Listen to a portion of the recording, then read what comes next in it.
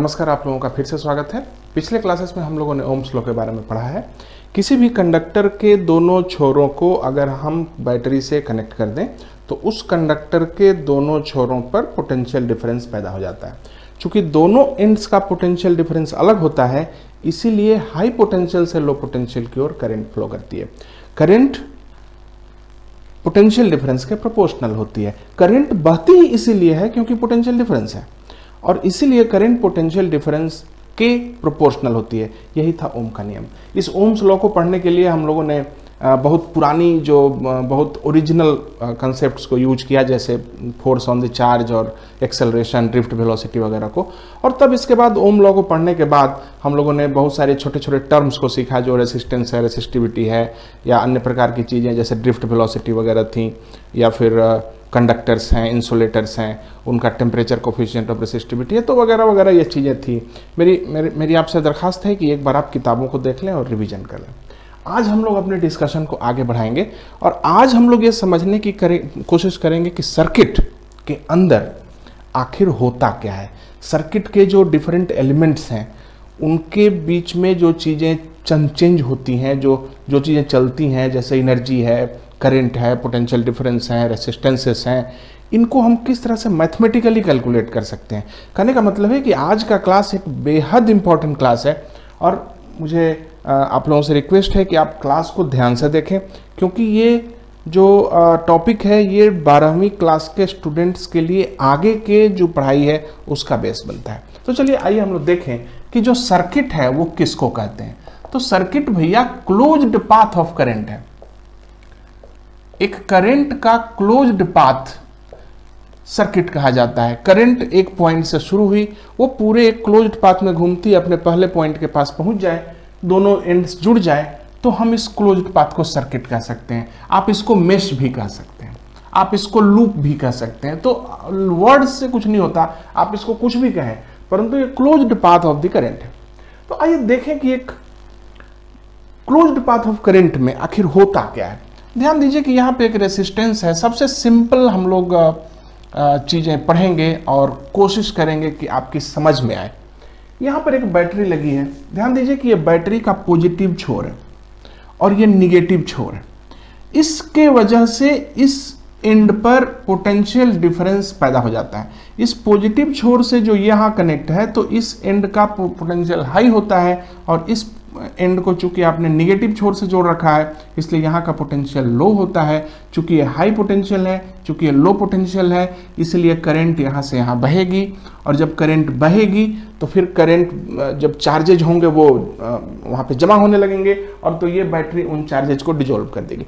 सवाल ये उठता है कि ये कैसे करेगी। तो आइए हम लोग सबसे पहले देखें कि यहाँ पर इस सेल के अंदर क्या होता है। अगर आप इसको समझ जाएंगे तो मेरे ख्याल से आपका जो है कंसेप्ट काफ़ी कुछ क्लियर हो जाएगा। तो चलिए हम लोग चीज़ों को सोल्व करते हैं। जरा मुझे समय दें, 1 मिनट जी, थैंक यू। तो आइए देखें कि एक बैटरी किस प्रकार से काम कर रही है। यहाँ पर एक रेसिस्टेंस है। आइए यहाँ पर एक बैटरी मैंने लगाई है। ध्यान दीजिए ये एक बैटरी है जिसका ये पॉजिटिव छोर है और ये निगेटिव छोर है। आइए इसको हम लोग बेहद रूडिमेंट्री किस्म के एक सर्किट में बदलते हैं। आइए हम लोग एक चित्र बना के देखते हैं कि यहाँ पे क्या हो रहा है।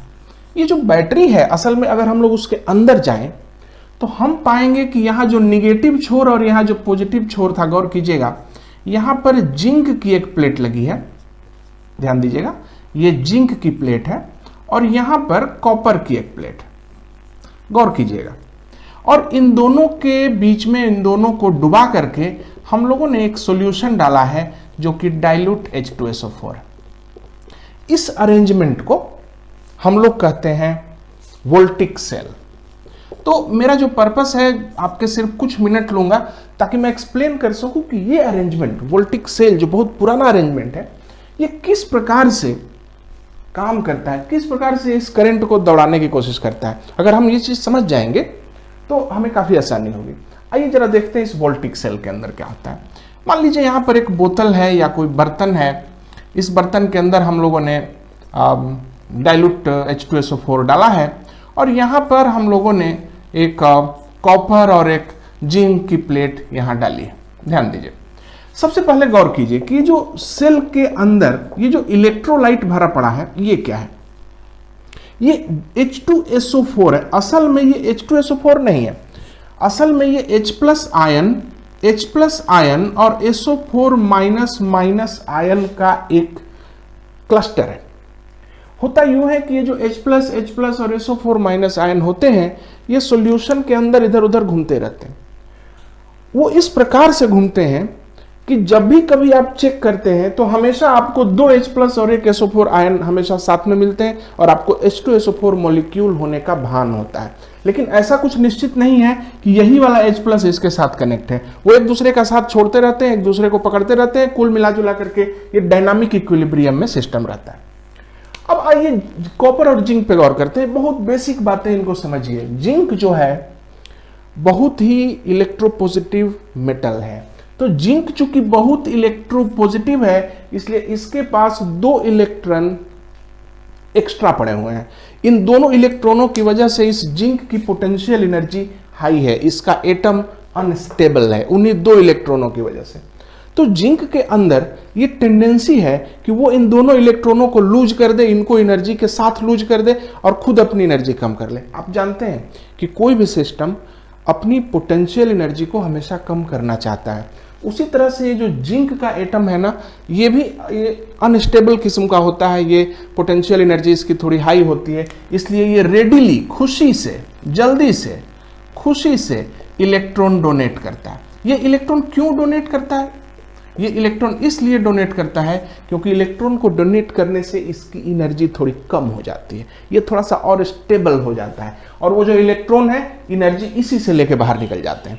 तो एक तरह से ये इलेक्ट्रॉन यहां से निकलेंगे। ध्यान दीजिए कि जिंक के इलेक्ट्रोड में क्या होगा कि जिंक अपने 2 इलेक्ट्रॉनों को दान करेगा, छोड़ देगा, खुशी खुशी छोड़ेगा और बनेगा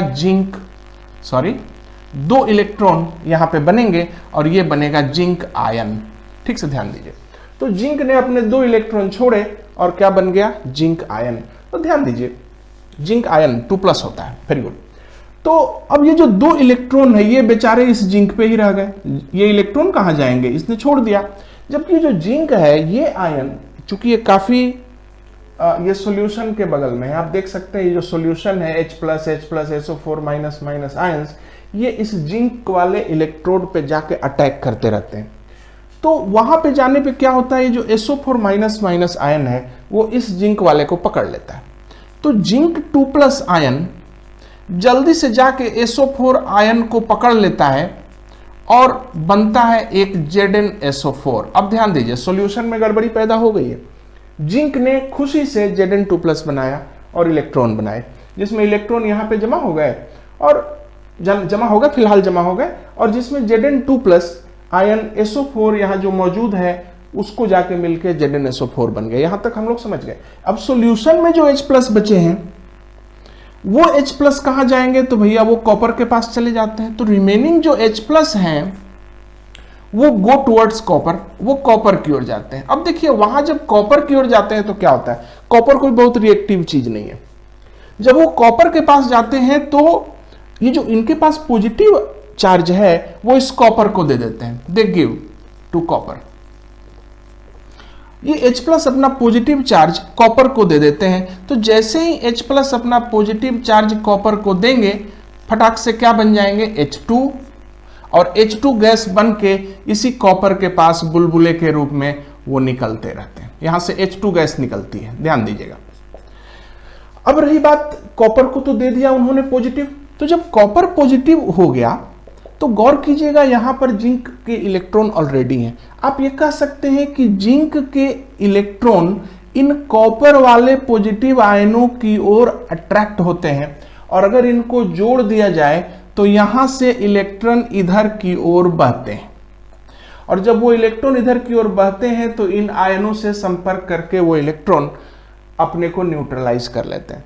तो इसका मतलब है सारा हिसाब मिल गया है।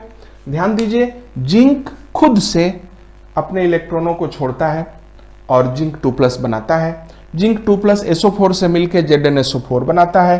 फिर ये जो बचे हुए H+ हैं वो कॉपर के पास जाते हैं और कॉपर को अपने पॉजिटिव चार्ज को दे देते हैं, इसलिए कॉपर का जो प्लेट है वो थोड़ा सा हाई पोटेंशियल पे आ जाता है। परंतु जैसे ही हम इनको कनेक्ट करेंगे, कनेक्ट करते ही ये जो इलेक्ट्रॉन है इसकी ओर फ्लो करना शुरू करते हैं, ये पॉजिटिव चार्ज की इलेक्ट्रॉन यहां से यहां फ्लो करते हैं। तो कुल मिला के हिसाब बन गया।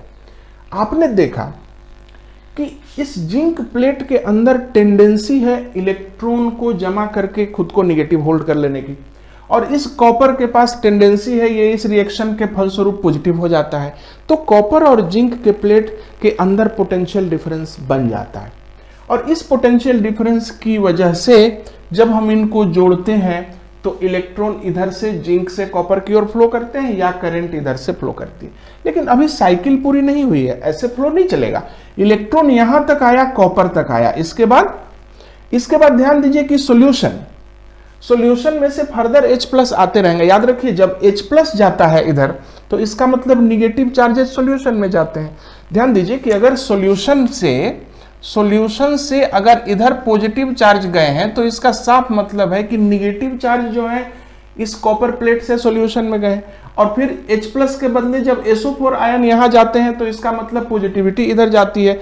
तो इसका मतलब ये हो गया कि यहां पर एक साइकिल डेवलप हो गई है, जो साइकिल खास तौर पर जिंक के इलेक्ट्रॉन डोनेट करने की टेंडेंसी से जुड़ी हुई है। क्योंकि जिंक ने जल्दी से इलेक्ट्रॉन दे दिए इसलिए सारा झमेला खड़ा हुआ।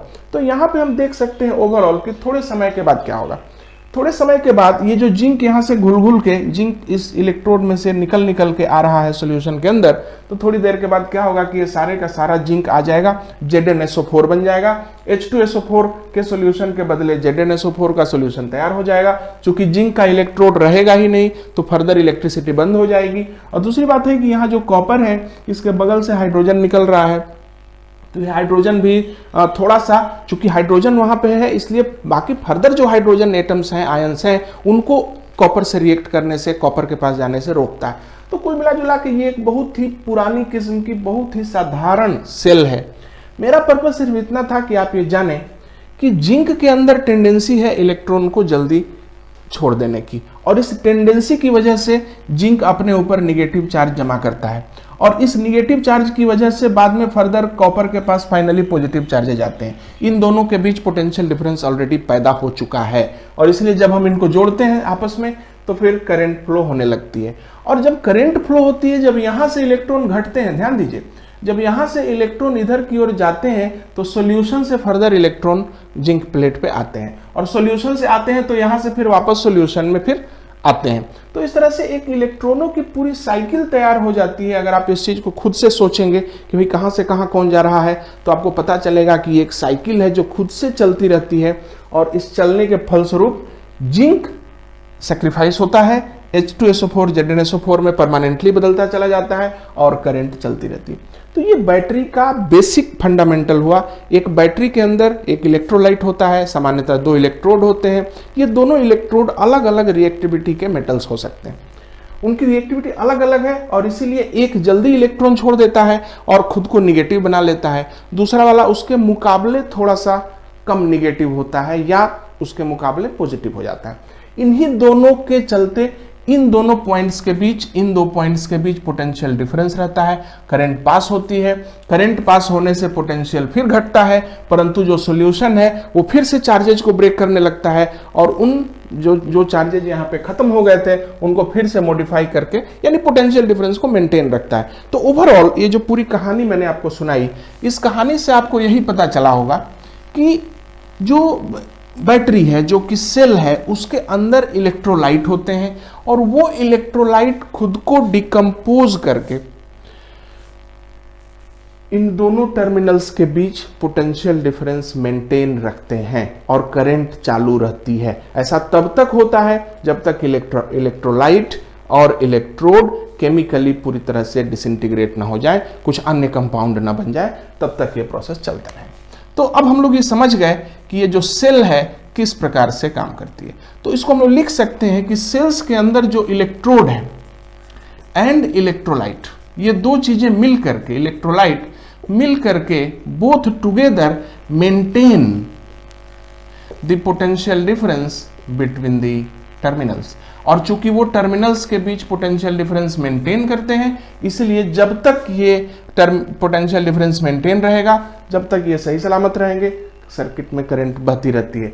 अब हम लोग ये समझ गए थोड़ा सा कि सर्किट में करंट लाने में सेल का कैसे रोल होता है। सेल्स बहुत तरह की होती हैं, हमने आपको बहुत साधारण सी सेल बनाई है, वोल्टिक सेल बताया, फिर थोड़ा सा और डेवलप होंगे तो लेक्लांचे सेल बन सकता है, डेनियल सेल बन सकता है। ये जो पोर्शन है ये मुझे लगता है कि आपकी केमिस्ट्री का सिलेबस है, और वहाँ पर आप बहुत ज़्यादा डिटेल में समझ पाएंगे कि किस जगह ऑक्सीडेशन, किस जगह रिडक्शन होता है। हमारा पर्पज़ उसके अंदर जाके उसकी डिटेल को समझना नहीं है, हमारा पर्पज़ सिर्फ इतना है कि हमने देखा कि टर्मिनल्स के क्रॉस पोटेंशियल डिफरेंस बन गया और वो मेंटेन हो गया, बस बन जाइए, पोटेंशियल डिफरेंस बन जाए और मेंटेन हो जाए, इसके बाद हमें अंदर वाले चीज़ों से विशेष मतलब नहीं है। अब हम आगे बढ़ेंगे, यहाँ पर क्या होता है।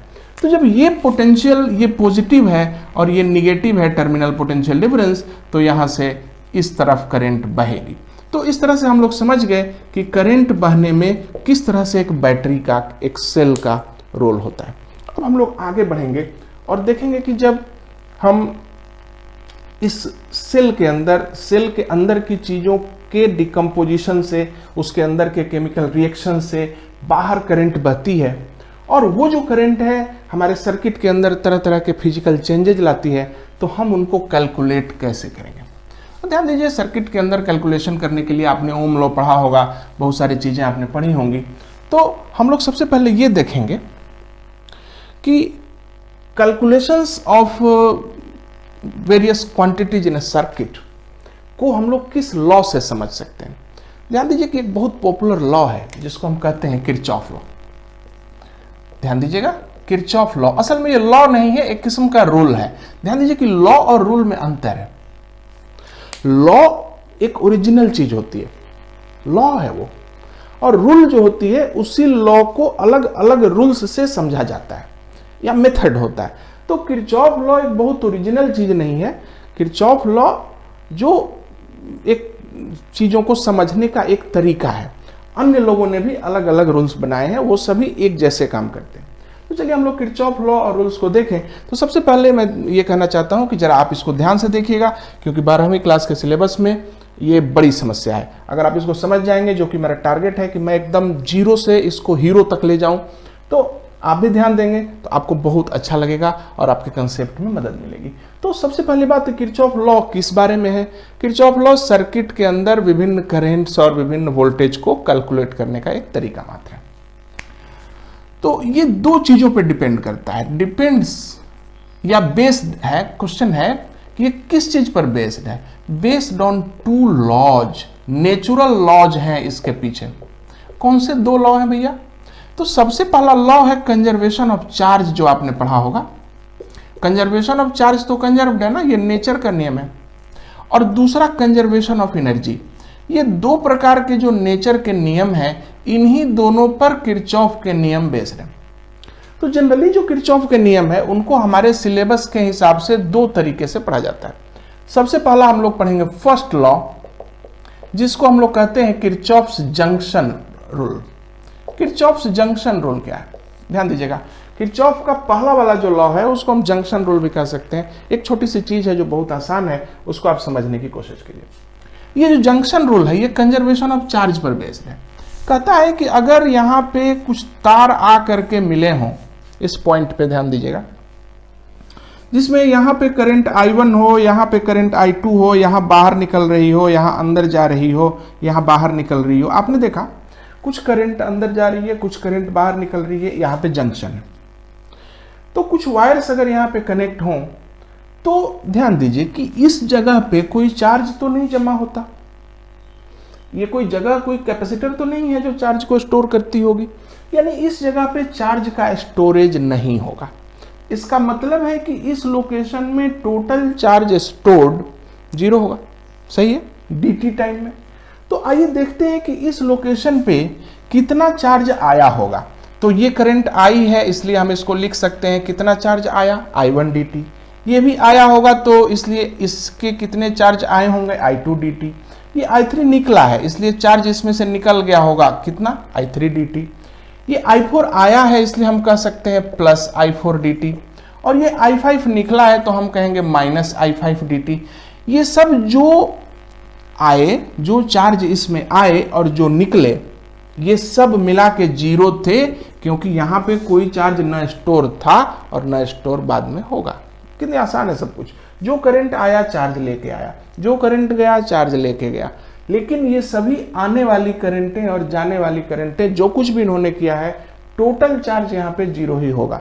इसलिए अगर हम यहाँ पे dt को देख लें, इस काट देते हैं तो आया I1 plus I2 minus I3 plus I4 minus I5 equal to 0। आप ठीक से देख लीजिए, जो जो करंट आई है वो सारी पॉजिटिव है और जो जो करंट गई है वो सब निगेटिव है। करंट एक स्केलर है परंतु उसमें साइन होता है, यानी कुल मिला के आपने सारी करंट्स को सम कर दिया है। I1 plus I2 minus I3 plus I4 minus I5। तो एक जंक्शन के ऊपर sum of all currents is zero. इसको हम कह सकते हैं sigma I equal to zero at a junction. यही है रूल किरचॉफ का। तो अगर कोई कहेगा कि किरचॉफ का रूल क्या है, तो आप सीधा सीधा बता सकते हैं किसी जंक्शन पर sum of all currents is zero. कैसे आया? ये कंजर्वेशन ऑफ चार्ज से आया। बहुत ही आसान है। आइए हम लोग इस पर एक एग्जाम्पल बना लें पहले, तब आगे बढ़ेंगे।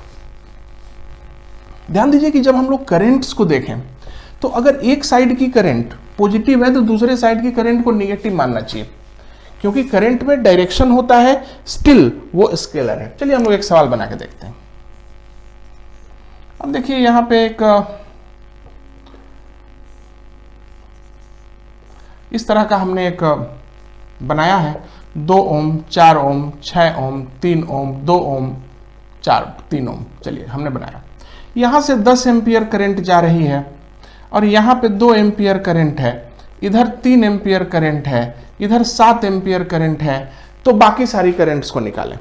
ठीक से देखिए, इधर से 10 एम्पियर गई, इधर 2 गई, उधर 3 गई, उधर 3 एम्पियर गई, इधर 7 एम्पियर गई। तो बाकी सारी जगहों पे आप करंट्स को निकालें। ठीक से देखिए, इस जंक्शन पे गौर कीजिए। यहां पे देखिए तो कितनी करंट आ रही है? 2। ये 10 एम्पियर करंट आ रही है और निकली कितनी? 2। नियम क्या है? आने वाली करंट और जाने वाली करंट बराबर होनी चाहिए। तो आने वाली करंट कितनी है? 10। जाने वाली करंट कितनी है? 2। तो इसका मतलब है कि जाने वाली करंट में 8 एम्पियर और होना चाहिए। ठीक से देखिए, 10 आई और जाते समय 2 और 8 गई, तो जाने वाली हो गई 10 और आने वाली हो गई 10। सर्किट सोल्व हो गया हमारा। यहाँ पे जंक्शन रूल के हिसाब से बन गया। अब इस जंक्शन पे गौर कीजिए। ठीक से देखिए, इस जंक्शन पे आई है करंट 8 और गई है 3। ये कैसे होगा भाई? आई है 8, गई है 3। इसका मतलब है कि गई में 5 एम्पियर और होनी चाहिए। ठीक से देखिए, इस लोकेशन पे करंट आई 8 और करंट गई 3, तो गई वाली करंट कम पड़ रही है, इसलिए हम जाने वाली में 5 एम्पियर का और वैल्यू देंगे, ताकि 5 और 3 8 एम्पियर निकली और 8 एम्पियर आई। टोटल मिला जुला के 0 हो जाना चाहिए। अब फिर से आइए इस जगह पे। अब यहां पे देखिए, 5 आई, 7 निकली, तो फिर क्या होगा? 7 कैसे निकली? 5 आई है और 7 निकली है, तो इसका मतलब है कि निकलने वाली करंट में कम पड़ रहा है।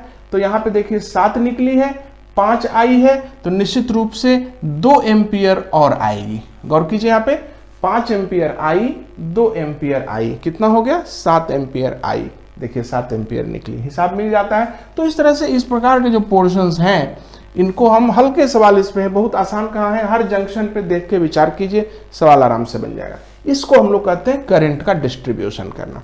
तो किसी भी सर्किट को सोल्व करने का ये एक बड़ा इंपॉर्टेंट हिस्सा होता है, करंट का डिस्ट्रीब्यूशन करना। तो हम लोगों ने इसको देखा किस प्रकार से बनता है। तो आपसे रिक्वेस्ट है कि अपनी किताब के अंदर में इस प्रकार के क्वेश्चंस होंगे, उनको सोल्व करें, करंट का डिस्ट्रीब्यूशन करना सीखें। तब अब हम लोग आगे बढ़ते हैं। तो हम लोगों ने देखा कि किरचॉफ का जंक्शन रूल किस तरह से काम करता है। अब हम लोग आगे बढ़ेंगे और देखेंगे किरचॉफ का दूसरा जो रूल है उसको कहते हैं किरचॉफ्स लूप रूल या वोल्टेज लॉ, ये जो कुछ भी कहना है कहिए। ये दूसरा रूल है। अब ध्यान दीजिए, पहला लॉ था जंक्शन रूल, जो कंजर्वेशन ऑफ चार्ज पर बेस्ड था। दूसरा जो रूल है वो है लूप रूल, जो वोल्टेज लॉ है, और वो कंजर्वेशन ऑफ एनर्जी पर बेस्ड है, कंजर्वेशन ऑफ एनर्जी पर बेस्ड है। अब ये कंजर्वेशन ऑफ एनर्जी इसमें कहां से आ गई, मैं आपको समझा रहा हूं जो, उसको समझिए।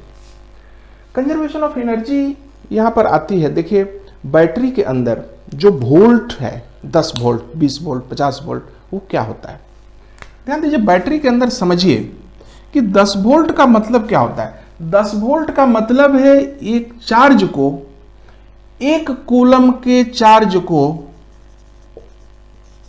ये सेल 10 जूल एनर्जी दे देती है, इसका साफ मतलब है। क्यों? क्योंकि वोल्ट बराबर होता है जूल बाई कूलम, इसलिए जूल बराबर होगा कूलम इंटू वोल्ट। तो 10 वोल्ट का मतलब है कि एक कूलम के चार्ज को ये बैटरी 10 जूल एनर्जी दे देती है। इसका मतलब सेल्स जो है चार्जों को एनर्जी देती है।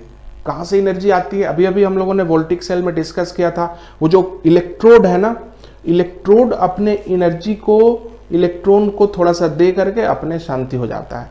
क्यों? क्योंकि वो हाई एनर्जी पे उस स्टेट में अनस्टेबल होता है, तो इलेक्ट्रोड ज़्यादा स्टेबल बनने के लिए थोड़ी सी एनर्जी डोनेट कर देता है, और वही एनर्जी ये इलेक्ट्रॉन लेके वहाँ से निकलता है, और इसीलिए हम लोग इसको वोल्ट के तौर पे इसको स्टडी करते हैं। अब हर इलेक्ट्रॉन में अलग अलग एनर्जी होती है, हम लोग एक कूलम की एनर्जी को वोल्ट के तौर पे जानते हैं। यानी ये समझ लीजिए कि यहाँ पर सेल्स एनर्जी देती हैं, सेल्स गिव एनर्जी।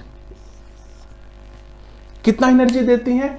तो एक कूलम चार्ज को उतनी ही एनर्जी देती हैं जितना कि उनका पोटेंशियल डिफरेंस होता है। यहां पे मान लीजिए, यहां पे एक क्वेश्चन मैं बना दूं कि what energy is given to a dozen of electrons by a cell of 20 volt. ठीक से ध्यान दीजिए, 20 वोल्ट की एक सेल क्या करती है? सेल इलेक्ट्रॉनों को एनर्जी देती है। एनर्जी कहां से देती है? वो अपने इलेक्ट्रोलाइट में से लेके एनर्जी देती है। इलेक्ट्रोलाइट क्यों देता है? क्योंकि इलेक्ट्रोलाइट एक अनस्टेबल सिस्टम में पहले रहता है और एक प्रकार से केमिकल रिएक्शन वगैरह करके वो कुछ स्टेबल चीजें बनाता है, और जो एक्स्ट्रा एनर्जी होती है वो ये रहती है, तो वो एक्स्ट्रा एनर्जी दे देता है इलेक्ट्रॉनों को। तो मैं ये पूछ रहा हूं कि डजन ऑफ इलेक्ट्रॉन्स हैं, तो कितना चार्ज हो गया? 1.6 into 10 to the power -19 into 12 coulomb, इतना चार्ज है। और कितनी एनर्जी है? तो 20 वोल्ट। 20 वोल्ट का मतलब है कि एक कूलम को 20 जूल मिला। ध्यान दीजिए, 20 वोल्ट का मतलब है कि एक कूलम चार्ज को 20 जूल एनर्जी मिलती है उस बैटरी से। तो इतना 12 गुने 16 ये जो है इस पूरे को कितना मिलेगा? सो आपका आंसर होगा 12 into 1.6 into 10 to the power -19 charge हो गया इंटू 20, ये आ गया जूल। इसलिए याद रखिएगा, एक बैटरी से जब Q चार्ज गुजरता है तो उस Q चार्ज को बैटरी एनर्जी दे देती है, और वो एनर्जी होती है QV। ये तो कैपेसिटर में भी आपने पढ़ा था। अब इस बैटरी के अंदर ये सारी चीजें कैसे होती हैं सेल के अंदर, इस चीज को हम लोग एक अगले क्लास में डिटेल करेंगे। अभी खास तौर पे हम लोग सेल के बाहर क्या हो रहा है इस पे गौर कर रहे हैं। तो हम लोगों ने इस चीज को समझा कि सेल्स एनर्जी देती हैं, अपने इलेक्ट्रोलाइट की एनर्जी को ही वो इलेक्ट्रॉनों को देती हैं। इलेक्ट्रोलाइट बेचारा धीरे धीरे एनर्जी लूज करके एक अजीब सा कंपाउंड बनाता है और बैटरी धीरे धीरे डिस्चार्ज हो जाती है। तो सेल्स एनर्जी देती हैं। एनर्जी खर्च कहाँ होती है? एनर्जी खर्च होती है रेसिस्टेंस पर। अब ध्यान दीजिए, यहां पे गौर कीजिए, एक रेसिस्टेंस है यहां पे हम लोगों ने जोड़ा है, और यहां पे एक बैटरी जोड़ी है, मान लीजिए 20 वोल्ट है, ये 3 ओम है, ये 4 ओम है। तो ध्यान दीजिए कि ये जो 20 वोल्ट है यहां पर इलेक्ट्रॉन एनर्जी लेता है, यहां पर इलेक्ट्रॉन्स गेट एनर्जी हियर। यहां पर एक कूलम चार्ज को मिला है 20 जूल एनर्जी, और वो 20 जूल एनर्जी लेके आपका एक कूलम चार्ज जिसके पास 20 जूल एनर्जी है वो चार्ज आगे बढ़ेगा, और जब वो यहां बढ़ेगा तो यहां पे रेसिस्टेंस है, मतलब है कि यहां पे एक ऐसा मटेरियल है जिसमें इलेक्ट्रॉन इधर से उधर घूम रहे हैं। वो इधर से उधर घूमने वाले इलेक्ट्रॉन इस एनर्जी को इधर से उधर मिला देते हैं, वो खर्च कर देते हैं, गर्म हो जाते हैं, कोलिजन में लूज कर देते हैं। तो याद रखिए कि यहां पे एनर्जी लूज होती है, लॉस ऑफ एनर्जी। तो जब भी करंट किसी रेसिस्टेंस से गुजरता है तो वहां पर एनर्जी लॉस होता है, कोलिजन्स होते हैं। याद रखिए इलेक्ट्रॉन का लॉस नहीं होता है, इलेक्ट्रॉन की एनर्जी का लॉस होता है। तो जितने इलेक्ट्रॉन यहां से चले हैं उतने इलेक्ट्रॉन वापस पहुंचेंगे, परंतु वो इनर्जेटिक इलेक्ट्रॉन चले थे, इनर्जेटिक चार्जेज चले थे, और जो पहुंचेंगे तो वो इलेक्ट्रॉन या वो जो चार्जेज हैं वो थके हुए रहेंगे। तो फिलहाल हमने मान लिया कि ये 1 कूलम चार्ज चला, यहाँ पे आया, ये 1 कूलम चार्ज जो है अपनी एनर्जी को यहाँ पे लॉस कर देगा थोड़ा सा। इसके बाद जब फिर आगे बढ़ेगा तो यहाँ पे फिर से एनर्जी का लॉस है, यहाँ पे फिर से लॉस होगा। 1 कूलम को मिलने वाली एनर्जी कही जाती है 20 वोल्ट। यहाँ पे 1 कूलम को लॉस किया एनर्जी, यहाँ भी लॉस हुआ, तो इसलिए यहाँ भी जो लॉस है वोल्ट के रूप में ही आता है। तो ध्यान दीजिएगा, ये वाला वोल्ट और ये वाले वोल्ट में अंतर है। ये वाला वोल्ट एनर्जी देने का है, इसमें कितनी एनर्जी मिली, और ये लॉस है।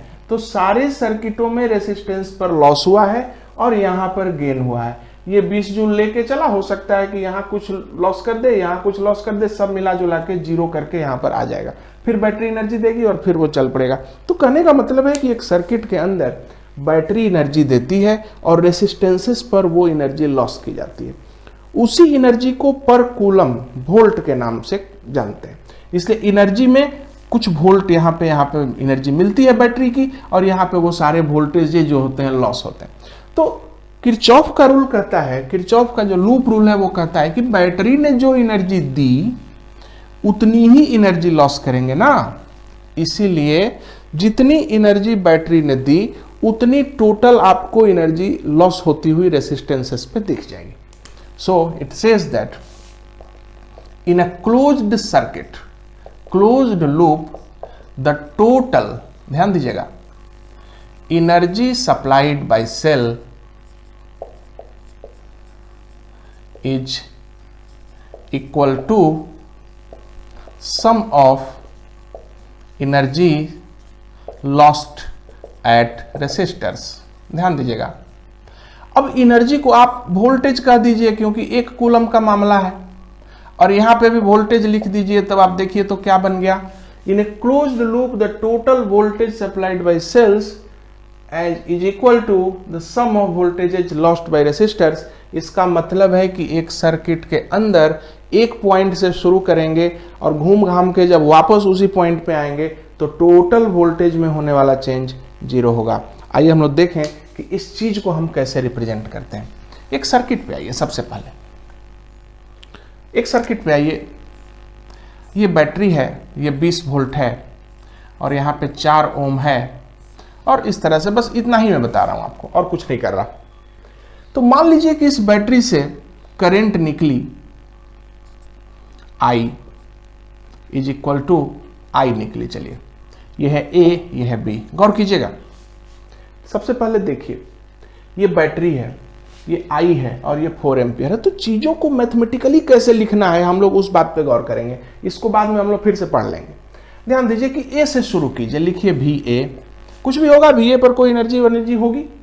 जैसे VA से आगे बढ़े तो ये 20 वोल्ट की बैटरी, देखिए ये तो एनर्जी लॉस हो रही है ना, ठीक से देखिए आप, हाई पोटेंशियल से लो पोटेंशियल की ओर जा रहे हैं। तो हाई पोटेंशियल से लो पोटेंशियल की ओर जा रहे हैं, इसका माने आपकी एनर्जी VA से शुरुआत हुई थी। ध्यान दीजिए, जब आप सर्किट में चलेंगे तो एक जगह से शुरुआत करेंगे, तो VA ये लिखेंगे -20 क्योंकि लॉस हुआ, और आगे बढ़िए ये रेसिस्टेंस में जब जाती है करंट तो वो भी तो लॉस ही करता है, इसलिए लिखेंगे 4I। What is the voltage here, 4I equal to VB, और फाइनली कहां पहुंच गए, VB पे। ध्यान दीजिए, इनिशियल एनर्जी माइनस, यहां लॉस हुआ, फिर यहां लॉस हुआ, और तब फाइनली कहां पहुंच गए, VB पे। ये तरीका है लिखने का। इसलिए कोई पूछेगा कि VA माइनस VB बताइए तो क्या होगा, तो लिखेंगे 20 प्लस 4I, ये आपका आंसर होगा। अब समझ गए सर्किट में कैसे चलते हैं हम लोग। फिर से एक एग्जांपल लेते हैं। आइए, एग्जांपल लेने में कोई दिक्कत नहीं है, जितने से क्लियर हो जाए हम लोग उतने एग्जांपल्स लेंगे।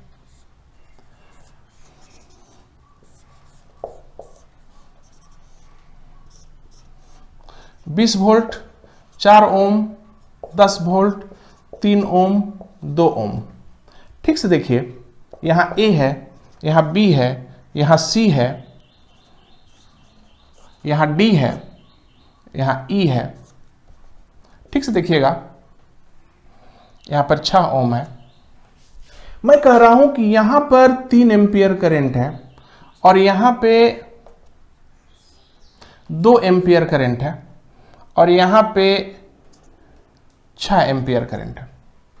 पहले करंट को ठीक कीजिए। ठीक से देखिए, ये 3 एम्पियर करंट है, यहां पे गौर कीजिए। यहां पे जंक्शन रूल पहले देखिए। आप जंक्शन रूल पे जाइए तो आप देखिए कि इस जंक्शन पर करंट कितनी गई अंदर, 3, बाहर कितनी निकली, 2। ये कैसे हो गया, 3 अंदर गई और 2 बाहर निकली। इसका मतलब है कि 1 एम्पियर को और बाहर निकलना पड़ेगा। यहां पे हमने एक अननोन क्वांटिटी निकाली। फिर आगे बढ़िए, 2 एम्पियर इधर है, यहां भी 2 एम्पियर ही होगी। अब यहां पे देखिए, 2 एम्पियर अंदर गई, 6 एम्पियर बाहर गई। ये कैसे हुआ, 2 एम्पियर अंदर गई, 6 एम्पियर बाहर गई। इसका मतलब कि 4 एम्पियर करंट और अंदर जानी चाहिए। 4 एम्पियर गई अंदर, 2 एम्पियर अंदर गई, तो 4 2 6 हो गया, 6 बाहर निकली। हिसाब पूरा मिल जाना चाहिए। अब ये आपने देखा कि हम लोगों ने सारी करंट्स को निकाल लिया। अब जब करंट्स को निकाल लिया तो मैं आपसे ये कह रहा हूं कि जरा सा ए से सी तक जाइए, तो अपनी जर्नी को जरा सा, सर्किट को जरा सा मैथमेटिकली लिखिए।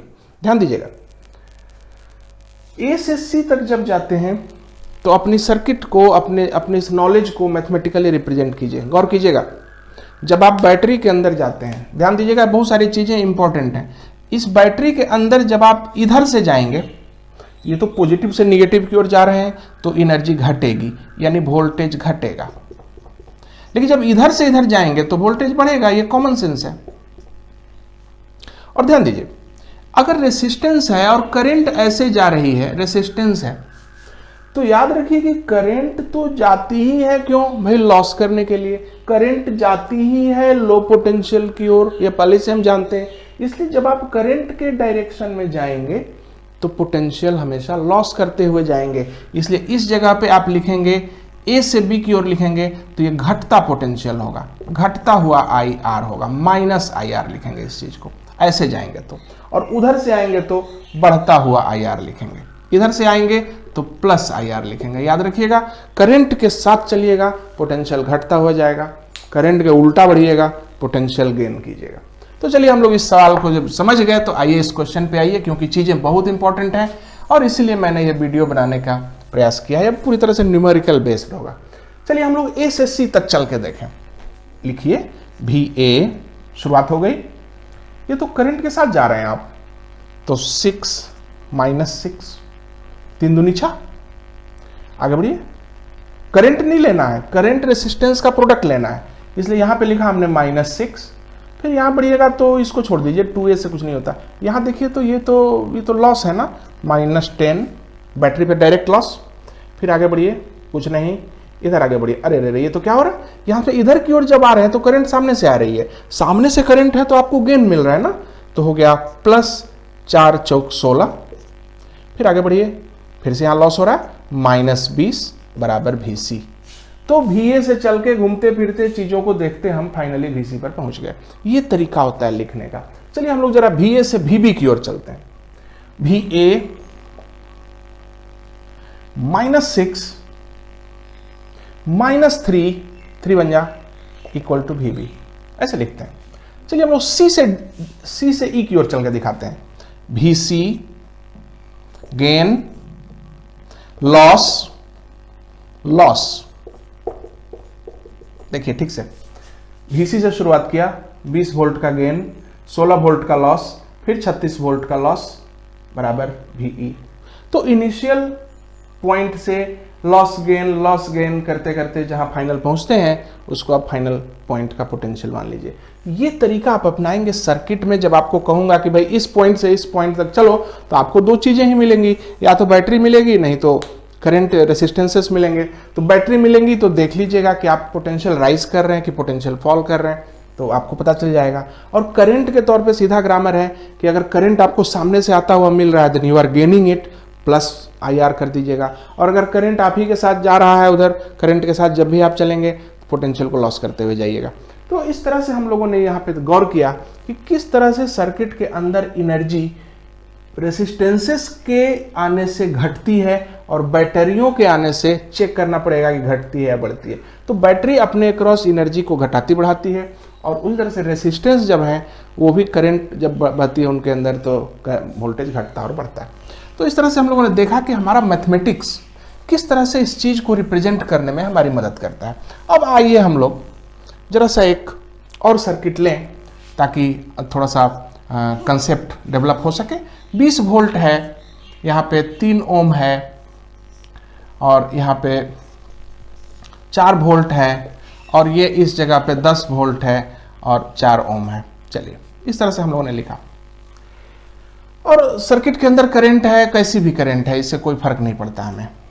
करंट मान लीजिए आई है, ध्यान दीजिएगा। यहां से चालू करके हम यहीं पे आ जाएंगे, ध्यान दीजिएगा। यहां से चालू करके हम यहीं पर आने वाले हैं। तो जब भी ए से चालू करके वापस भी ए पर पहुंचेंगे तब तक जर्नी चालू रखिए। चालू करते हैं, भी ए, आगे बढ़िएगा। भी ए क्या लिखना है, -20। क्या लिखना है, -3i। आगे बढ़िए, क्या लिखना है, -4i। क्या लिखना है, -10 इक्वल टू भी ए। फिर से भी ए पे ही आ गए, भी ए से चल के फिर से भी ए पर ही आ गए। अब ये भी ए कट जाएगा दोनों साइड से। क्या आया, -20 -3i -4i -10 इक्वल टू 0। क्या है भाई ये, आप ठीक से देखिए।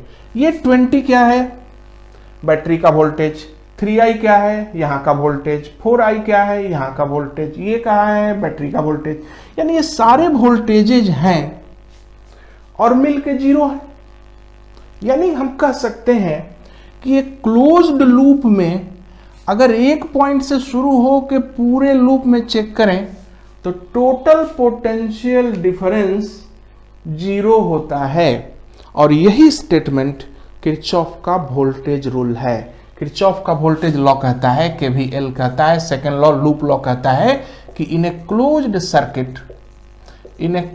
Circuit the sum of voltages across all components, याद रखिएगा वोल्टेज का मतलब पोटेंशियल डिफरेंस होता है, इज 0। इसलिए सिग्मा भी इक्वल टू 0। इस भी में सभी शामिल हैं। इस भी में बैटरी के वोल्टेज और रेसिस्टेंस का वोल्टेज शामिल हैं। इसलिए एक लूप में total voltage, total potential difference 0 होता है सब मिला के, और एक जंक्शन पर टोटल करंट 0 होता है। ये है हमारा किरचॉफ लॉ का बेसिक फंक्शन। और हम लोगों ने अब एक पॉइंट से दूसरे पॉइंट भी चलना सीख लिया। एक पॉइंट से दूसरे पॉइंट तक चलना सीख लिया है। आप ध्यान दीजिएगा, कहीं भी चलिएगा, यहाँ पर मुझे लगता है कि मुझे एक और एग्जाम्पल देना चाहिए ताकि आपको ज़्यादा क्लियर हो सके।